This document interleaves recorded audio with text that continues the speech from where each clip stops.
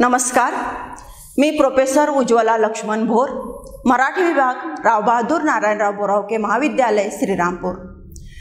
विद्यार्थी मित्रांनो, काही भागापासून आपण तृतीय वर्ष कला म्हणजेच BA या वर्गाच्या स्पेशल पेपर क्रमांक 4 वर्णनात्मक भाषा विज्ञान या पेपरमधील अभ्यास घटकांचा विचार करत आहोत। मागच्या भागामध्ये आपण स्वननिर्मिती ही वेगवेगळ्या प्रकारे कशी होते, या स्वनांचे वेगवेगळे प्रकार का पडतात किंवा का केले जातात, त्या प्रकारांना जी वेगवेगळी नावं दिलेली आहे ती का आणि कशामुळे, अशा विविध बाजूंनी विचार करून या स्वनांचे प्रकार समजून घेतलेले आहे। यामध्ये आपल्याला हे लक्षात आलेलं आहे की स्वनांचे जे वेगवेगळे प्रकार केले जातात यामागे 3 गोष्टी महत्त्वाच्या आहेत। एक म्हणजे या स्वनांचा उच्चार होत असताना त्यामध्ये सहभागी असणारे अवयव किंवा इंद्रिय, ज्या ठिकाणी हवा अडवली जाते आणि स्वनांचा उच्चार होतो त्याला आपण उच्चारण स्थान असं म्हणतो। हवा कशी अडवली जाते म्हणजे कमी जास्त, थोडा वेळ, जास्त वेळ, ही हवा अडवली जाण्याची जी क्रिया आहे याला प्रयत्न असं म्हटलं जातं आणि ज्या अवयवाकडून हवा अडवली जाते त्याला उच्चारण अवयव असं म्हटलं जातं। तर हे उच्चारण अवयव, हवा अडवली जाण्याची क्रिया म्हणजे प्रयत्न आणि हवा ज्या ठिकाणी अडवली जाते ते उच्चारण स्थान किंवा उच्चारण ते इंद्रिय, या 3 गोष्टी या स्वनांचे वेगवेगळे प्रकार पडण्याला कारणीभूत ठरतात। हे मागच्याही तासाला आपण बघितलेलं आहे। आणि यानंतर आपण प्रयत्न उच्चारण स्थानावर आधारलेले म्हणजे उच्चारण स्थानामुळे निर्माण होणारे जे वेगवेगळ्या प्रकारचे उच्चार, त्याचे वर्ग आणि त्याचे प्रकार समजून घेण्याचा प्रयत्न केलेला आहे। आजच्या या तासाला आपण प्रयत्नामुळे किंवा प्रयत्नावर आधारित अशा प्रकारचे स्वन वर्ग किंवा या स्वनांचे पडणारे प्रकार आपण समजून घेणार आहोत। मग परत एकदा मी आपल्याला आठवण करून देते की प्रयत्नावर आधारित स्वन प्रकार किंवा वर्ग समजून घेताना आपल्याला अगोदर हे लक्षात घ्यावं लागेल की प्रयत्न म्हणजे नेमकं काय। तर प्रयत्न म्हणजे नेमकं काय, तर आपण हे बघितलेलं आहे की आपण जे वेगवेगळे उच्चार करतो म्हणजे वेगवेगळे स्वन आपल्या मुखातून निर्माण करतो, हे प्रामुख्याने बाहेर पडणाऱ्या म्हणजेच उच्छवासाच्या रूपाने बाहेर पडणाऱ्या हवेद्वारे निर्माण होत असतात। आणि अशा हवेद्वारे निर्माण स्वन होण्या अगोदर ही हवा बाहेर पडते म्हणजे नेमकं काय होतं, तर फुफ्फुसामधून ही हवा श्वासनलिकेमध्ये येते। श्वासनलिकेमधून नंतर इथे कंठद्वारामध्ये ती येते, म्हणजे ज्याला आपण भाषा विज्ञानामध्ये स्वरतंत्री असं म्हटलेलं आहे। या स्वरतंत्री कडून ती हवा अडवली जाणे किंवा पुढे सोडले जाणे अशी काही क्रिया घडते। त्यानंतर पुढे सरकलेली हवा ही कुठे येते, तर मुखविवर आणि नासिकाविवर यांच्या द्वारावर किंवा यांच्या ज्याला आपण म्हणू एक जे स्टँड किंवा ज्याला आपण एक स्थानक म्हणू, त्या स्थानकावर येते आणि तिथे पडजीभ नावाचा जो काही अवयव आहे त्याला आपण ट्रॅफिक पोलीस असं म्हटलेलं आहे। हा ट्रॅफिक पोलीस मग ही हवा पुढे कुठे पाठवायचं हे ठरवत असतो, म्हणजे नासिका विवराच्या बोगद्यातून पाठवायची की मुख विवराच्या बोगद्यातून पाठवायची का दोन्ही बोगद्यातून पाठवायची हे तो ठरवत असतो। आणि त्यानंतर हवा बाहेर पडून मग वेगवेगळ्या प्रकारचे स्वन उच्चारले जात असतात, हे आपण समजून घेतलेलं आहे। मला इथे ही आठवण तुम्हाला करून द्यायची आहे की अशी मुखविवरामध्ये हवा जाऊ दिल्यानंतर म्हणजे जो ट्रॅफिक पोलीस आपण म्हटला तो म्हणजे पडजीभ, ही पडजीभ जेव्हा नासिका विवराच्या ठिकाणी अशी ताट उभी राहते म्हणजे नासिका विवराकडे हवा जाणं ती बंद करते आणि मग सगळी हवा स्वाभाविकच मुखविवरातून म्हणजे ज्याला आपण हे तोंडाचं बोगदा म्हणतो या मुखविवरातून बाहेर पडत असते। पण ही बाहेर पडत असताना ती काही येते तशी लगेच बाहेर पडते असं नाही, तर ती वेगवेगळ्या ठिकाणी अडवली जाते। याच्यासाठी मी मागच्या तासाला बसचं देखील उदाहरण दिलं होतं। म्हणजे उदाहरणार्थ श्रीरामपूर नगर अशी बस आहे, मग श्रीरामपूर नगर असणारी ही बस श्रीरामपूरवरून निघाल्यानंतर ती वेगवेगळ्या थांब्यांवर किंवा वेगवेगळ्या बस स्टँडवर ती थांबते, म्हणजे बेलापूर, देवळाली, राहुरी, विळदघाट आणि मग नगरला ती जाते। पण ही जाताना अशा वेगवेगळ्या थांब्यांवर किंवा अशा वेगवेगळ्या बस स्टँडवर ती थांबून मग पुढे जाते आणि त्यामुळे या वेगवेगळ्या बस स्टँडवर तिचं ते थांबणं आहे ते आपल्याला लक्षात घ्यावंच लागतं. ते लक्षात घेऊन मग आपण म्हणतो ही बस कोणत्या मार्गे जाते, तर राहुरी मार्गे जाते. ही बस कोणत्या मार्गे जाते, तर बेलापूर मार्गे जाते. ही बस कोणत्या मार्गे जाते, तर संगमनेर मार्गे जाते. म्हणजे त्या ज्या स्थानकांवरून ती जाते त्यावरून तिच्या मार्गाचा उल्लेख आपण करत असतो. त्याच पद्धतीने मागच्या तासाला आपण उच्चारण स्थानावरून निर्माण होणारे स्वन आपण समजून घेतलेले आहे. ज्या स्थानकावर बस थांबते त्या स्थानकामार्गे जाते असा जसा उल्लेख आपण करतो तसंच आपण मुखविवरामध्ये हवा ज्या ठिकाणी अडवली जाते, ज्या स्थानी अडवली जाते आणि मग बाहेर सोडून स्वनांचा उच्चार होतो त्यानुसार आपण मागच्या तासाला वेगवेगळे स्वनांचे वर्ग झालेले पाहिलेले आहे. म्हणजेच ओष्ठस्वन, दंत्यस्वन, दंत्यमुलीय स्वन, मूर्धन्य स्वन किंवा तालव्य स्वन अशा पद्धतीने वेगवेगळे वर्ग आपण पाहिलेले आहेत. आता आजच्या या तासाला मात्र ही हवा कोणत्या ठिकाणी अडवली जाते हे आपल्याला परत पाहायचं नाही. तर ही हवा कुठल्याही ठिकाणी ज्या ठिकाणी अडवली जाते त्या ठिकाणी, मग ते कुठलंही ठिकाण असो, कुठलंही स्टँड असो, पण ज्या ठिकाणी अडवली जाते त्या ठिकाणी ती कशी अडवली जाते, म्हणजेच थोडा वेळ अडवली जाते की जास्त वेळ अडवली जाते, कमी प्रमाणात अडवली जाते की जास्त प्रमाणात अडवली जाते, हे आपल्याला बघायचं आहे. म्हणजेच आपल्याला प्रयत्न आणि मग त्याच्यावर आधारित स्वन आपल्याला बघायचे आहे. प्रयत्न यालाच आपण म्हटलेलं आहे की मुखविवरामध्ये हवा वेगवेगळ्या इंद्रियांजवळ किंवा वेगवेगळ्या स्थानावर जी अडवली जाते ती कशा प्रकारे अडवली जाते, या कशा प्रकारे किंवा किती वेळ अडवली जाते याला म्हणजे हवा अडवली जाण्याच्या या क्रियेला प्रयत्न असं म्हटलं जातं. आणि मग या प्रयत्नानुसार सुद्धा स्वनांचे वेगवेगळे उच्चार होतात, किंवा वेगवेगळ्या स्वनांचे उच्चार होतात आणि त्यामुळे साहजिकच त्यांचे वेगवेगळे प्रकार निर्माण होतात, वेगवेगळे वर्ग निर्माण होतात. मग अशा या प्रयत्नावर आधारित स्वन वर्ग पाहताना प्रथम आपल्याला लक्षात घ्यावा लागतो तो म्हणजे स्पर्श स्वन वर्ग. मग स्पर्श स्वन म्हणजे काय, तर बघा हवा अडवली जात असताना मुखविवरामध्ये कुठल्या तरी स्थानी हवा अडवली जात असताना जेव्हा ती त्या ठिकाणी किंवा त्या इंद्रियाजवळ अगदी कमी वेळ अडवली जाते आणि लगेच पुढे पाठवली जाते, म्हणजे थोडा वेळच अडवली जाते आणि लगेच पुढे पाठवली जाते, तेव्हा ती हवा एकदम बाहेर पडत असल्यामुळे ती कुठेही घासली जात नाही, कारण ती थोडा वेळ अडवली जाते आणि लगेच पुढे पाठवली जाते. त्यामुळे त्या हवेचा म्हणजे ज्याला आपण म्हणू घासाघीस किंवा घर्षण होण्याचा संबंध येत नाही.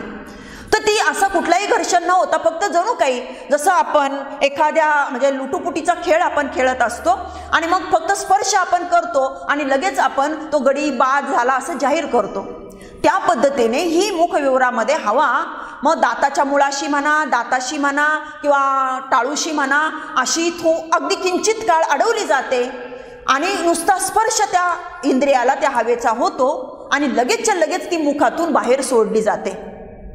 अशा वेळी फक्त स्पर्श होऊन म्हणजे त्या इंद्रियाला फक्त स्पर्श होऊन ती हवा लगेच बाहेर पाठवली जात असल्यामुळे अशा परिस्थितीमध्ये निर्माण होणाऱ्या स्वनांना स्पर्श स्वन असं म्हटलं जातं. कारण इथे अगदी अलगत किंवा किंचितचा स्पर्श त्या हवेचा त्या इंद्रियाला होत असतो आणि लगेच ती हवा बाहेर मुखातून बाहेर पडत असते, म्हणून यांना स्पर्श स्वन असं म्हटलं जातं. या स्वनांनाच आणखीन दुसरंही एक नाव दिलं गेलेलं आपल्याला दिसतं, ते म्हणजे स्फोटके किंवा स्फोटक स्वन. आता स्फोटके किंवा स्फोटक स्वन असं का म्हटलं जातं, तर याचं कारण म्हणजे मी आत्ता सांगितल्याप्रमाणे ही हवा स्पर्श करते ना करते लगेच पूर्ण बाहेर पडते, एक प्रकारे स्फोट झाल्यासारखा, आणि म्हणून याला स्फोटके किंवा स्फोटक स्वन असं म्हटलं जातं. हे समजून घेण्यासाठी मी तुम्हाला एक प्रयोग करायला सांगेन की मी मागच्या तासाला फुग्याचा प्रयोग सांगितला होता. आता त्याच्यापेक्षा सोपं मी म्हणेल की आपल्या घरामध्ये प्लॅस्टिकच्या अनेक कॅरी बॅग ज्याला आपण म्हणतो त्या असतात किंवा त्या पिशव्या असतात. अशा पातळ कॅरी बॅग आपण म्हणजे एखादी जर घेतली तर बघा ती पातळ कॅरी बॅग घ्यायची आणि तिच्यामध्ये असे तिचे ते दोन्ही टोकं धरून अशी फुगवा म्हणजे हवा फुंकायची. काय होईल तर ती प्लॅस्टिक कॅरी बॅग असे तिचे ते 2 पदर बाजूला होतील आणि आपण हवा फुंकल्यामुळे ती अशी फुगेल. मग अशी फुगल्यानंतर तिचं तोंड आपण हाताने दाबून धरायचं. आपण हाताने ते तोंड दाबून धरलं आणि नंतर लगेच पटकन बाजूला पूर्ण हात बाजूला केला की काय होईल, पूर्ण ती हवा बाजूला म्हणजे पूर्ण त्या तोंडातून ती हवा बाजूला बाहेर पडेल आणि साहजिकच आत्तापर्यंत फुगलेली दिसणारी ती कॅरी बॅग किंवा ती पिशवी परत पहिल्यासारखी अशी चिपकलेली किंवा दोन्ही पदर चिटकलेली अशी आपल्याला दिसेल. पण ही हवा आपण अडवलेली म्हणजे त्या कॅरी बॅगमध्ये भरलेली ती हवा किंवा अडवलेली ती हवा हात काढून घेतल्याबरोबर ती बाहेर पडल्यामुळे एकदम ती बाहेर पडेल, ती हवा एकदम बाहेर पडेल आणि त्यामुळे काय होईल तर हवेचा एक प्रकारे काय होईल असा स्फोट झाल्यासारखं होईल किंवा एकदम तो लोट बाहेर पडेल. आणि म्हणून अशा पद्धतीने एकदम हवा जेव्हा बाहेर पडते, अडवलेली हवा एकदम जेव्हा बाहेर पडते तेव्हा त्याला हवेचा स्फोट होणं असं म्हणतात. आणि म्हणून अशा स्फोट होत्या वेळी जे स्वन उच्चारले जातात त्याला स्पर्श स्वन असं म्हटलं जातं. मग असे स्पर्श स्वन कोणते आहे किंवा अशी स्फोटकं कोणती आहे तर तुम्हाला लक्षात ठेवण्याच्या दृष्टीने मी थोडंसं सोयीचं सांगेन की आपण अंकलिपी जर पाहिली तर या अंकलिपीमध्ये आपल्या मराठीच्या अंकलिपीमध्ये वेगवेगळे वर्ग केलेले आहे. त्याला आपण क चा वर्ग, च चा वर्ग, त चा वर्ग असं आपण म्हणतो. म्हणजे जो त्या ओळीमध्ये जो स्वन किंवा जो वर्ण पहिला आलेला आहे त्याच्या नावाने आपण त्या पूर्ण ओळीला ओळखत असतो किंवा तो वर्ग आपण म्हणत असतो. म्हणजे क, ख, ग, घ हे जे आहे ही जी ओळ आहे याच्या सुरुवातीला क येतो म्हणून आपण त्याला काय म्हणतो क वर्ग. तर याच पद्धतीने सगळ्या ओळी आपल्याला बघायला मिळतात. मग अशा सगळ्या ओळींच्या पहिल्या स्थानी म्हणजे क, च, त असे जे पहिल्या स्थानी येणारे जे वर्ग आहे ते जर आपण लक्षात घेतले तर आपल्याला लक्षात येईल की त्या स्वनांचा उच्चार च सोडता बाकीचे म्हणजे क, त, ट वगैरे असे हे पहिल्या स्थानी येणारे उच्चार हे या पद्धतीने उच्चारले जातात. म्हणजे या स्वनांच्या उच्चाराच्या वेळी हवा मुखामध्ये कुठल्या तरी एका स्थानी म्हणजे तो मग त्या पद्धतीने कधी म्हणजे दात असेल, कधी ओठ असेल, कधी टाळू असेल, तर अशा वेगवेगळ्या ठिकाणी ज्या ठिकाणी असेल त्या ठिकाणी तर अशा कुठल्या तरी एका इंद्रियाजवळ ती अडवली जाते. पण अडवली जाऊन ती लगेचच्या लगेच पूर्ण स्वरूपामध्ये बाहेर पाठवली जाते आणि त्यामुळे हवेचा असा लोट बाहेर पडल्यासारखा किंवा हवेचा तो स्फोट झाल्यासारखा होतो आणि म्हणून त्याला स्पर्श स्वन किंवा स्फोटक स्वन असं म्हटलं जातं. मग असे स्फोटक स्वन कोणते आहे तर मी आत्ता सांगितल्याप्रमाणे प्रत्येक वर्गामध्ये येणारा पहिला वर्ण किंवा पहिला स्वन आणि त्याचबरोबर 3 नंबरचा स्वन.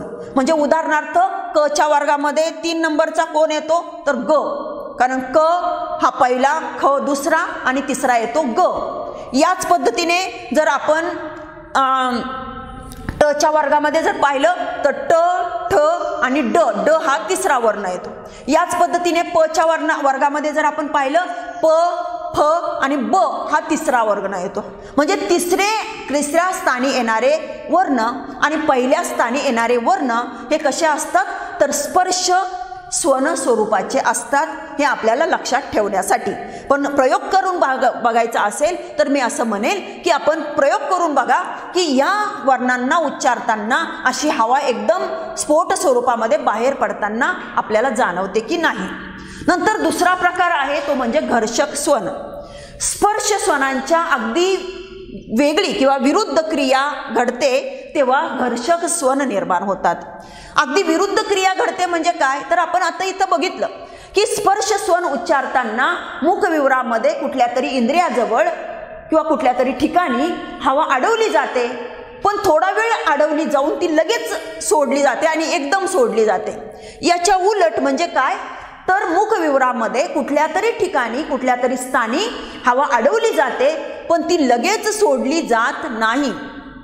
आणि त्यामुळे काय होतं ही अडवलेली हवा जिभेच्या फटींमधून अशी बाहेर पडण्याचा प्रयत्न करते. मग ती बाहेर पडण्याचा प्रयत्न करत असल्यामुळे ती जिथून फट मिळेल तिथून ती बाहेर पडण्याचा प्रयत्न करते आणि ती फटीतून बाहेर पडण्याचा प्रयत्न करत असल्यामुळे ती जिभेने ज्या अवयवाला म्हणजे ज्या स्थानाला स्पर्श केलेला असतो त्या स्थानाच्या बाजूने ती बाहेर पडण्याचा प्रयत्न करत असल्यामुळे ती हळूहळू आणि घासून बाहेर पडते, कारण तिला एकदम बाहेर पडता येत नाही, कारण जिभेने त्या ठिकाणाला किंवा त्या स्थानाला स्पर्श करून तिला अडवलेलं असतं आणि त्यामुळे ती हळूहळू बाहेर पडते आणि हळूहळू बाहेर पडत असल्यामुळे मग ती अशी घासून बाहेर पडते आणि घासून बाहेर पडून मग जे स्वन निर्माण होतात त्याला घर्षक स्वन असं म्हटलं जातं, कारण हे स्वन घासून हवा बाहेर पडून निर्माण होत असतात आणि म्हणून त्याला घर्षक स्वन असं म्हटलं जातं. मी असं म्हणेन की आपण इथे प्रयोग करून बघू शकतो. म्हणजे उदाहरणार्थ तुम्ही कधी बासरी वाजवायला जर घेतली तर तुमच्या लक्षात येईल बघा की बासरी वाजवताना आपण बासरीला वेगवेगळे छिद्र असतात. ती वेगवेगळे छिद्र जर आपण कुठलंच छिद्र बंद केलं नाही, नुसतंच हवा आपण त्या बासरीच्या त्या पोकळीतून फुंकत राहिलो तर वेगवेगळे आवाज आपल्याला वेगवेगळ्या प्रकारचे आवाज ऐकायला येणार नाही. पण बासरी वादक जो असतो तो मात्र अशा पद्धतीने करत नाही. तो ती वेगवेगळी जी छिद्र असतात त्या छिद्रांमध्ये कधी पहिल्या छिद्रावर बोट ठेवतो, नंतर पहिल्या छिद्रावरचं बोट काढतो, परंतु त्याच वेळेस त्याने दुसऱ्या छिद्रावर बोट ठेवलेलं असतं. कधी दुसऱ्या छिद्रावरचं बोट काढतो पण तिसऱ्या छिद्रावर त्याने बोट ठेवलेलं असतं. म्हणजे कुठल्या तरी एका छिद्राच्या 1, 2, 3 छिद्रांच्या द्वारे तो हवा अडवण्याचा प्रयत्न करत असतो. फुंकली जाणारी हवा अडवण्याचा प्रयत्न करत असतो आणि त्यामुळे त्याला आपल्याला पाहिजे तसं त्या पद्धतीने आवाज त्याला त्याच्यामधून काढणं शक्य होतं. मग अशी हवा अडवली जाताना ती हवा अशी त्या बासरीमधून मग अशी घासून बाहेर पडत असते आणि त्यामुळे हे वेगवेगळे आवाज निघणं शक्य होतं. मग या पद्धतीने आपल्या मुखातून सुद्धा जेव्हा असा पद्धतीने हवा पुढे पाठवली जाते तेव्हा ती कुठल्या तरी अवयवाजवळ अडवली जाते, ती लगेचच्या लगेच बाहेर पाठवली जात नाही. केवळ म्हणजे स्पर्श केला आणि लगेच जीभ बाजूला झाली असं होत नाही, तर जीभ तिथे थोडा वेळ थांबून राहते आणि त्यामुळे जिभेने तिथं त्या ठिकाणी थांबून राहिल्यामुळे मग ती हवा अडवली जाते आणि मग त्या हवेला बाहेर जायला जागा नसल्यामुळे ती अशा फटीतून बाहेर जाण्याचा किंवा पुढे जाण्याचा प्रयत्न करते. त्यामुळे साहजिकच ती हवा घासून बाहेर पडते आणि म्हणून अशा परिस्थितीमध्ये निर्माण होणाऱ्या स्वनांना घर्षक स्वन असं म्हटलं जातं. मग असे घर्षक स्वन कोणते आहे तर प्रयोग करून बघायला हरकत नाही. श स श स असं म्हणताना जीभ घासते की नाही बघा. म्हणजे घासते म्हणजे अगदी आपल्याला जाणवेल इतकं नाही, तर मी मागेही सांगितलं की हे सगळं इतकं सहज आपल्याला वाटत असतं, नेहमीचं सवयीचं झाल्यामुळे आपल्याला ते वेगळे पण त्याचं जाणवत नाही. पण थोडंसं बारकाईने आपण निरीक्षण केलं किंवा आपण एखाद्या भाषिक प्रयोगशाळेमध्ये जाऊन बघण्याचा, यंत्रावर बघण्याचा हा प्रयत्न केला तर मला वाटतं आपल्याला हे नक्कीच समजू शकेल, दिसून येईल.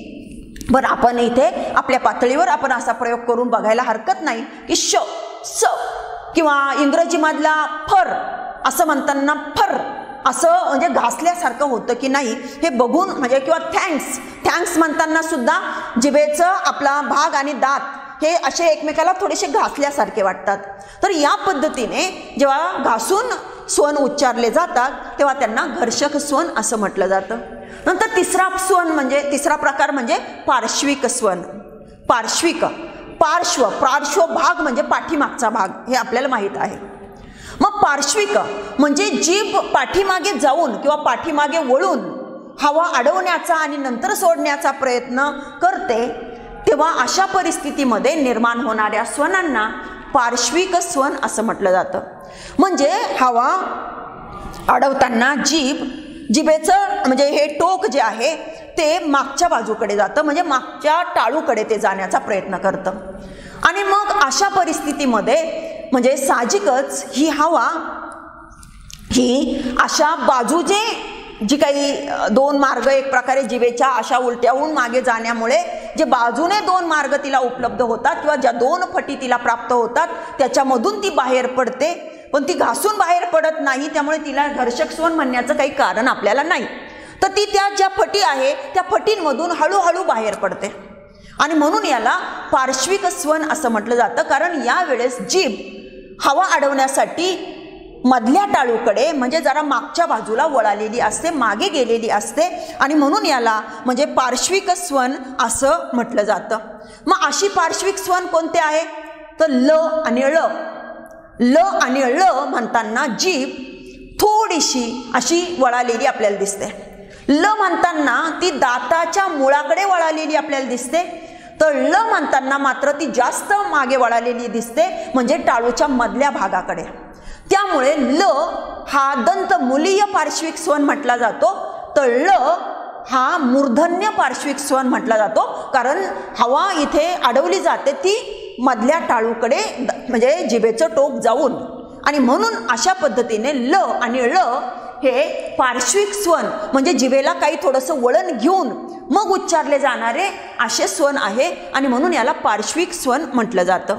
त्याच्यानंतर म्हणजे याच पद्धतीने म्हणजे पुढचे प्रकार आपल्याला लक्षात घ्यावा लागतो तो म्हणजे कंपित स्वन.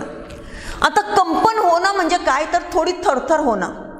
ह्या कंपनाचा अनुभव आपण सुरुवातीला ज्याला आपण कंठद्वार किंवा कंठद्वाराशी असणाऱ्या स्वरतंत्री समजून घेतल्या तेव्हा आपण घेतलेला आहे. तिथे आपण हे बघितलेलं आहे की फुफ्फुसामधून श्वासनलिकेमार्फत बाहेर पडणारी हवा आधी कुठे येते तर या कंठद्वारामध्ये किंवा या म्हणजे स्वरतंत्रींजवळ येते. पण या स्वरतंत्री बाजूला असल्या तरी जर हवेचा लोट जरा जास्त असेल, हवेचा दाब जरा जास्त असेल तर काय होतं, ज्याला आपण खऱ्या स्वरतंत्री म्हणजे खालचा पडदा म्हटला, कंठाचा खालचा पडदा, स्वरतंत्रींचा खालचा पडदा, तो खालचा पडदा त्या हवेच्या लोटामुळे पुढे लोटला जातो, थोडासा ढकलला जातो. कुठे ढकलला जातो तर वरचा पडदा ज्याला आपण आभासी स्वरतंत्री असं म्हटलं त्या आभासी स्वरतंत्रींकडे ढकलला जातो आणि त्यामुळे तो पडदा या स्वरतंत्रींचे दोन्ही पडदे म्हणजे आभासी म्हणजे वरचा पडदा असो किंवा खऱ्या स्वरतंत्री म्हणजे खालचा पडदा असो, या दोन्ही म्हणजे स्वरतंत्रींचे पडदे हे अतिशय पातळ अतिशय नाजूक असतात आणि त्यामुळे थोडासा जरी हवेचा धक्का बसला तरी तो पडदा कंप पावतो. कंप पावल्यामुळे तो वरच्या पडद्याजवळ जातो म्हणजे वरच्या पडद्याला चिकटायला जातो आणि मग अशा वेळी साहजिकच या ठिकाणी हवेचा कंप निर्माण होतो कारण हवेला धक्का बसलेला असतो. तेव्हा तिथे मग कंपन पाहून ती हवा बाहेर पडते म्हणून आपण त्यांना सघोष स्वन आणि अघोष स्वन असे नावं दिलेली आहे. त्या पद्धतीचं वर्गीकरण आपण पाहिलेलं आहे. मला फक्त एवढंच सांगायचं आहे की जसं कंठाच्या ठिकाणी म्हणजे हवेला मोकळा पूर्ण मोकळा रस्ता किंवा मोकळा मार्ग न मिळाल्यामुळे फटीतून हवा जावं लागल्यामुळे ती हवा कंप पावते थरथर पावते, त्याच पद्धतीने पुढे हवा मुखामध्ये आल्यानंतर देखील कधी कधी असं होतं की जिभेचं टोक हे टाळूच्या जवळ स्पर्श करायला जातं आणि त्यामुळे हवा कंप पावते. कारण जिभेला टाळूकडे जाण्यासाठी जरा प्रयत्न करावा लागतो. प्रयत्न करावा लागल्यामुळे जिभेला जरा शक्ती वापरावी लागल्यामुळे ती जीभ किंवा त्या जिभेच्या भोवतालची जी हवा आहे ती कंप पावते थरथर पावते, जीभ थरथर होते थोडीशी. बघा मी आत्ता जो प्रयोग तुम्हाला करायला सांगेन तो करताना तुमच्या ते लक्षात येईल की ज्या स्वनांच्या उच्चारणाच्या वेळी जीभ अशी थोडीशी थरथर पावते कंप पावते आणि मग तो उच्चार होतो त्याला साहजिकच कंपित स्वन असं म्हटलं जातं. मग असा कंपित स्वन कोणता आहे तर र. र म्हणताना तसं होतं की नाही बघा, र म्हणताना जिभेला थोडासा असा कंप होतो म्हणजे जीभ थोडी थरथर करते. मग लहान मुलांना बऱ्याचदा र म्हणता येत नाही. कारण काय, कारण त्यांची जीभ ही थरथर पेलवण्याची क्षमता असलेली नसते किंवा त्यांची जीभ त्या पद्धतीची हालचाल करू शकत नाही आणि त्यामुळे त्यांची जीभ कंप पावत नाही आणि त्यामुळे त्यांच्या तोंडून र उच्चार होत नाही. पण जर त्यांची जीभ ह्या थरथर पावण्याची क्षमता प्राप्त केलेली असेल तर त्यांना र व्यवस्थित म्हणता येतो, अन्यथा र व्यवस्थित म्हणता येत नाही. पण र म्हणताना आपली जीभ जरा थरथर करते म्हणजेच कंप पावते, त्यामुळे र ला आपण कंपित स्वन म्हणू शकतो. तर या पद्धतीने तुम्हाला लक्षात येईल की कंपित स्वन कोणाला म्हणायचं. त्यानंतर पुढचा प्रकार आपण बघतो आहोत स्पर्श संघर्षी स्वन. म्हणजे इथे दोन क्रिया एकत्र आलेल्या आपल्याला दिसतात, स्पर्श आणि संघर्ष, की जे दोन पहिले आपण प्रकार बघितलेले आहे. स्पर्श आणि घर्षण, त्याच पद्धतीने इथे स्पर्श आणि संघर्ष असं दोन्ही पण येतं आहे. मग इथे या दोन्ही प्रकारांची परत एकदा आठवण आपण करू.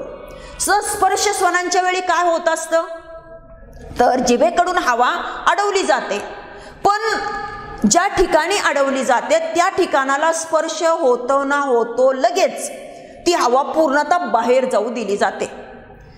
आणि घर्षक स्वनांच्या बाबतीमध्ये काय होतं, तर जीभ कुठल्या तरी ठिकाणी हवा अडवते, पण ती हवा ती जास्त वेळ अडवत असल्यामुळे त्या जिभेच्या बाजूने जी फट उरते त्या फटीतून हवा पुढे जाण्याचा प्रयत्न करते. तिला कमी जागा मिळत असल्यामुळे ती हवा घासत घासत बाहेर पडण्याचा प्रयत्न करते. म्हणजे एका ठिकाणी हवा सरळ बाहेर पडते, तर दुसऱ्या ठिकाणी मात्र तिला मोकळा मार्ग नसल्यामुळे ती जरा घासत घासत बाहेर पडते. असे दोन्ही प्रकारच्या क्रिया ज्या स्वनांच्या उच्चारणामध्ये होतात त्या स्वनांना स्पर्श संघर्षी स्वन असं म्हटलं जातं. म्हणजे हवा अडवली तर जाते, म्हणजे जसं इथे स्पर्श स्वनांच्या बाबतीमध्ये हवा अडवली तर जाते, पण ती स्पर्श स्वनांप्रमाणे बाहेर टाकताना एकदम पूर्णतः बाहेर टाकली जात नाही, तर काही किंचित काळ अडवली जाते आणि नंतर ती सोडली जाते, पण हळूहळू सोडली जाते. याच्यासाठी मी परत एकदा तुम्हाला या दोन स्वनांचे प्रकार समजावून देताना जो प्रयोग करायला सांगितला तो प्रयोग परत एकदा मी करायला सांगेन. म्हणजे उदाहरणार्थ आपल्या घरामधली ती प्लॅस्टिकची कॅरी बॅग, आपण तिचं उदाहरण घेतलेलं होतं. तर ही प्लॅस्टिकची कॅरी बॅग आपण घ्यायची, आपण तिच्यामध्ये हवा भरायची, पण आता आपला हात फक्त त्या तोंडावर, म्हणजे आपल्या हाताने फक्त ते तोंड दाबून धरायचं नाहीये, तर आपण आता काय करायचं आहे, तर ते या स्वनांच्या निर्मितीच्या वेळी आपण असं बघितलंय की आपण हवा भरलेली ती कॅरी बॅगवरच्या म्हणजे त्या कॅरी बॅगच्या तोंडावरचा हात आपण पटकन बाजूला घेतो या स्वनांच्या निर्मितीमध्ये. त्यामुळे काय होतं, तर ती हवा पटकन बाहेर पडते. तर घर्षक स्वनांच्या वेळी आपण काय करतो, त्या पिशवीच्या म्हणजे हवा भरलेल्या त्या पिशवीच्या तोंडावरचा आपला हात आपण पटकन बाजूला करत नाही, तर आपण हळूहळू हळू असा सैल सैल सैल करत जातो. सैल सैल करत गेल्यामुळे हळूहळू हळू ती हवा बाहेर पडते, घासून त्या पिशवीला घासून ती हवा बाहेर पडते, म्हणजे घर्षक स्वन असं आपण म्हटलेलं आहे.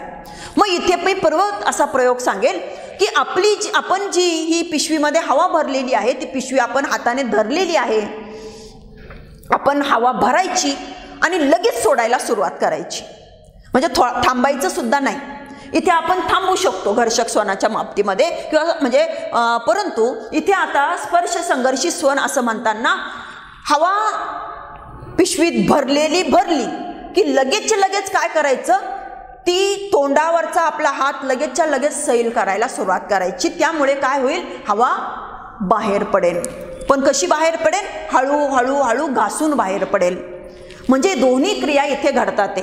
हवा अडवली पण जाते आहे, पण हवा जास्त वेळ अडवली जात नाही, तर ती लगेच बाहेर सोडली जाते, पण ती लगेच बाहेर सोडताना या पद्धतीने सोडली जात नाही, म्हणजे एकदम सोडली जात नाही, तर ती हळूहळू बाहेर सोडली जाते आहे. त्यामुळे ती हवा घासून बाहेर पडते आहे. म्हणजे हवा अडवण्याची क्रिया पण घडते आहे आणि हवा घासून बाहेर पडण्याची क्रिया सुद्धा घडते आहे. मग अशा दोन्ही क्रिया ज्या स्वनांच्या उच्चाराच्या वेळी घडतात आपल्या मुखामध्ये, तेव्हा निर्माण होणाऱ्या स्वनांना स्पर्श संघर्षी स्वन असं म्हटलं जातं. मग हे स्पर्श संघर्षी स्वन म्हणजे कोणते, तर असा या दोन्ही क्रिया घडतात की नाही बघा प्रयोग करून. च चा वर्ग असणारे जे स्वन आहे ते या पद्धतीचे स्वन असतात. च चा वर्ग म्हणजे कोणता, च, छ, ज, झ हे जे काही स्वन आहे ही या पद्धतीने उच्चारले जातात. म्हणजे त्यांच्या उच्चारणामध्ये हवा किंचित काळ अडवली पण जाते आणि नंतर ती बाहेर पाठवली जाते, पण एकदम पाठवली जात नाही, तर अशी घासून बाहेर पडते किंवा हळूहळू बाहेर पडते. म्हणून हे स्वन किंवा च चा वर्ग हा स्पर्श संघर्षी स्वनांचा वर्ग आपल्याला म्हणता येतो. त्यानंतर पुढचा वर्ग आहे तो म्हणजे अनुनासिक. मग अनुनासिक म्हणजे काय, तर अनु आणि नासिक म्हणजे अनु म्हणजे आपण ज्या बोगद्यातून म्हणेल मी, किंवा ज्या आ करून आपण अन्न खातो तो मार्ग म्हणजेच मुखविवराचा मार्ग. म्हणजे मुखविवराचा बोगदा आणि नासिका विवराचा बोगदा या दोन्ही बोगद्यांतून हवा बाहेर पडून जेव्हा स्वनांचा उच्चार होतो तेव्हा त्याला अनुनासिका असं म्हटलं जातं. कारण ह्या आपल्या अन्न खाण्याचा किंवा आ हा बोगदा हाही त्याच्यामध्ये म्हणजे याही मुखविवरातून देखील हवा बाहेर पडते आणि नासिका विवरातून देखील हवा बाहेर पडते. मी तुम्हाला हे सांगितलेलं आहे की पडजीभ म्हणजे एक प्रकारे काय आहे तर ट्रॅफिक पोलीस आहे. हा ट्रॅफिक पोलीस हा आपल्या कंठद्वारातून बाहेर वरती आलेली हवा अडवण्याचं किंवा सोडण्याचं काम करत असतो. मग तो कधी मुखविवरातून पूर्ण मुखविवरातूनच हवा जाऊ देतो म्हणजे नासिका विवर बंद करून टाकतो. कधी जेव्हा त्याला फक्त नासिका विवरातून हवा जाऊ द्यायची असते तेव्हा तो मुखविवर बंद करून टाकतो.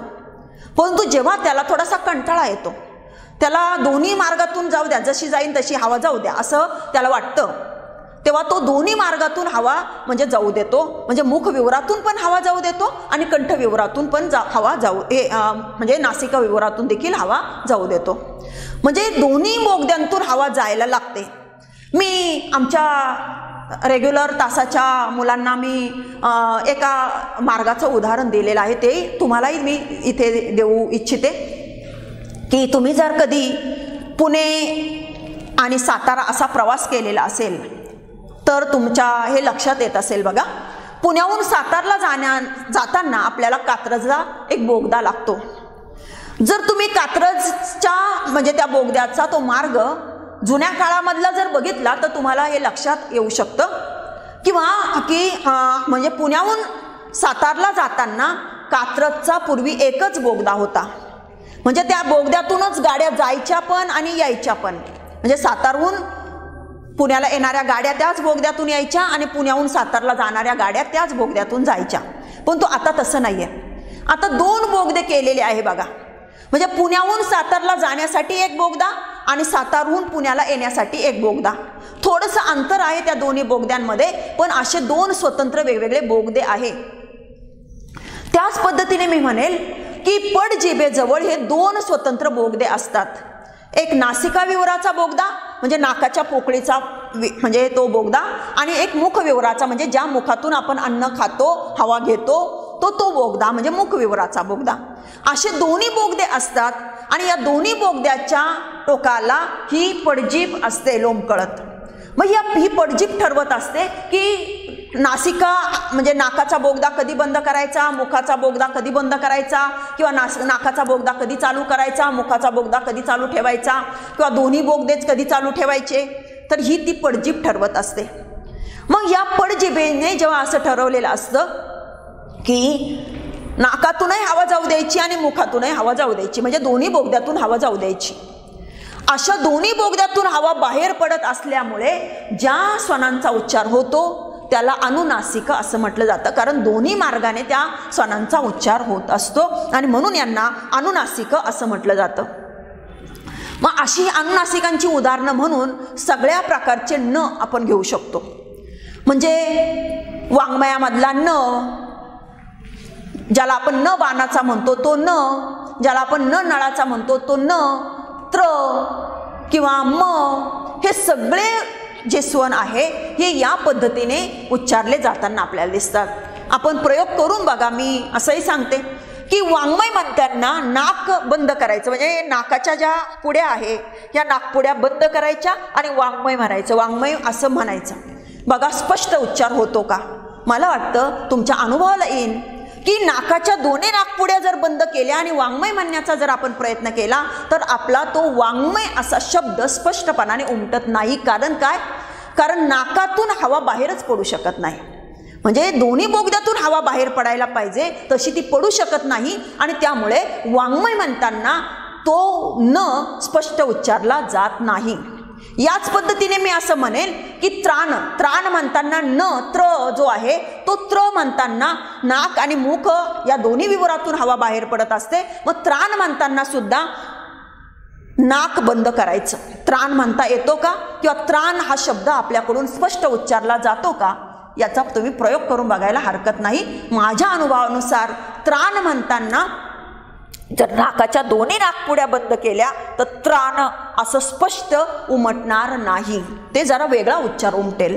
म्हणजेच थोडक्यात हे सगळ्या प्रकारचे न म्हणजे वाङ्मयामधला न किंवा न बाणाचा न नळाचा त्र म हे सगळे व्यंजन उच्चार हे या दोन्ही विवरातून हवा बाहेर पडून होत असतात आणि म्हणून यांना अनुनासिक असं म्हटलं जातं.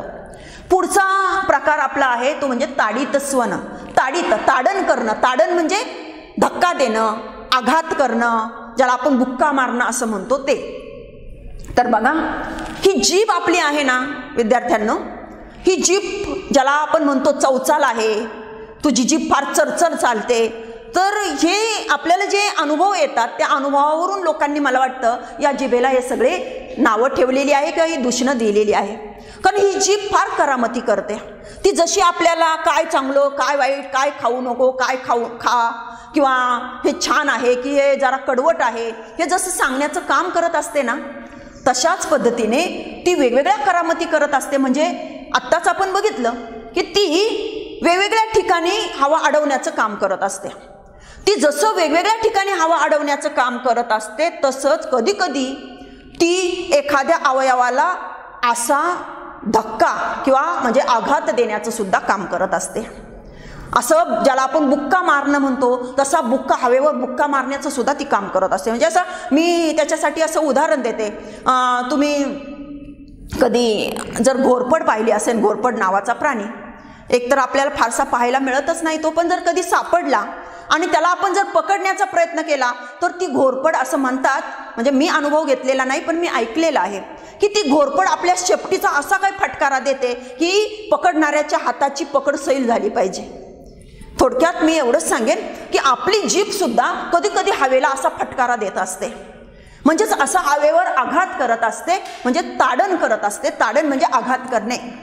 तर असा जेव्हा जीभ हवेवर आघात करून मग हवेला पुढे जाऊ देते, अशा वेळी जे स्वन निर्माण होतात त्याला ताडित स्वन असं म्हटलं जातं. कारण इथे हवेवर आघात म्हणजे निर्माण झालेला असतो किंवा म्हणजे या पद्धतीने एक प्रकारे हवेला फटकारा बसल्यासारखं वाटतं.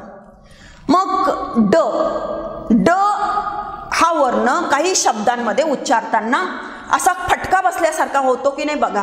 सडक, घोडा, सडका असे जे शब्द आहे या शब्दामध्ये आपण त्या ड चा असा पटकन दीर्घ हे ह्रस्व उच्चार आपण करतो आणि त्यामुळे त्या ड वर आघात येतो. म्हणजे जणू काही ड ला फटका बसल्यासारखं होतं. म्हणजेच त्या हवेला फटका बसल्यामुळे तो ड असा आघातयुक्त उच्चारला जातो आणि म्हणून म्हणजे सडक, घोडा, सडका अशा शब्दामधला ड चा जो उच्चार आहे किंवा ड हा स्वन आहे हा कसा स्वन आहे? ताडित स्वन आहे. म्हणजे जिभेच्या फटकाऱ्यामुळे त्या हवेवर आघात निर्माण होऊन तो स्वन उच्चारला जातो, म्हणून त्याला ताडित स्वन असं म्हटलं जातं. शेवटचा प्रकार आहे अल्पप्राण व महाप्राण स्वन. आता अल्प आणि महा हे दोन्ही शब्द आपल्याला माहीत आहे. अल्प म्हणजे थोडंसं छोटं किंवा कमी प्रमाणामध्ये आणि महा म्हणजे मोठं किंवा जास्त प्रमाणामध्ये. पण तो त्यांच्या जोडीने हा प्राण शब्द आलेला आहे. हा नेमकं काय आहे, याचा काय संबंध हे आधी आपल्याला माहीत करून घेतलं पाहिजे. मग प्राण, आपण प्राण या शब्दाचा जीव, प्राण अशा पद्धतीने अनेक वेळा उच्चार करत असतो, उल्लेख करत असतो. म्हणजे माझा जीव किंवा त्याचा अजून थोडा जीव आहे, त्याचा प्राण अजून गेलेला नाही. म्हणजेच काय की प्राण म्हणजे एखाद्याचा प्राण जाणं म्हणजे काय तर त्याचा श्वास बंद होणं. मग प्राण म्हणजे काय? श्वास किंवा हवेचा लोट. जेव्हा हा हवेचा लोट मोठ्या प्रमाणामध्ये बाहेर पडतो मुखातून आणि मग उच्चार होतो तेव्हा त्याला महाप्राण म्हटलं जातं. प्राण म्हणजे काय? हवेचा लोट, श्वास, मोठा श्वास म्हणजे प्राण असं म्हटलं तरी चालेल. जेव्हा मोठा श्वास घेतल्याशिवाय स्वनाचा उच्चार करता येत नाही किंवा हवेचा मोठा लोट बाहेर पडूनच ज्या स्वनाचा उच्चार होतो त्याला महाप्राण स्वन असं म्हटलं जातं. आणि ज्या स्वनाच्या उच्चारासाठी हवेचा असा मोठा लोट बाहेर पडण्याची गरज नसते, हवा थोडीशी जरी बाहेर पडली तरी त्याचा उच्चार करता येऊ शकतो, अशा स्वनांना अल्पप्राण स्वन असं म्हटलं जातं. मग आता बघा की ह म्हणताना आपल्याला जरा जास्त, ज्याला आपण म्हणू श्वास बाहेर टाकावा लागतो, म्हणजे हवेचा लोट बाहेर टाकावा लागतो, मग ह उच्चारला जातो आणि म्हणून ह ला महाप्राण असं म्हटलं जातं. साहजिकच हा ह चा उच्चार ज्या ज्या ठिकाणी किंवा ज्या ज्या स्वनांमध्ये येतो त्या सगळ्या स्वनांना महाप्राण स्वन म्हटलं जातं. तर ज्या स्वनांमध्ये या ह चा उच्चार येत नाही त्यांना अल्पप्राण स्वन म्हटलं जातं. म्हणजे उदाहरणार्थ बघा, क मध्ये ह चा उच्चार येत नाही, त्यामुळे क कोणता आहे? अल्पप्राण स्वन आहे. पण क नंतर येणारा ख म्हणताना आपल्याला जरा जास्त शक्ती वापरावी लागते असं आपल्या लक्षात येईल. म्हणजे जरा जास्त प्रमाणामध्ये हवेचा लोट आपल्याला बाहेर टाकावा लागतो आणि हवेचा मोठा लोट बाहेर पडून जो स्वन निर्माण होतो त्याला महाप्राण स्वन म्हटलं जातं. महाप्राण स्वन कोणता आहे? ह. मग ख मध्ये ह आहे बघा, क अधिक ह, या दोन्हींनी मिळून ख बनल्यासारखा आपल्याला वाटतो. म्हणजे इथं क चा उच्चार आहे, पण तो कसा आहे? ह ला जमा करून किंवा ह वापरून आहे. ख म्हणजे ख मध्ये ह चा उच्चार आहे, त्यामुळे ख कसा आहे? महाप्राण स्वन आहे. याच पद्धतीने मग थ, फ हे जे उच्चार आहे सुद्धा कसे आहे? किंवा ढ हे उच्चार आहे, म्हणजे ख, ठ, थ, फ हे जे उच्चार आहे हे कसे आहे?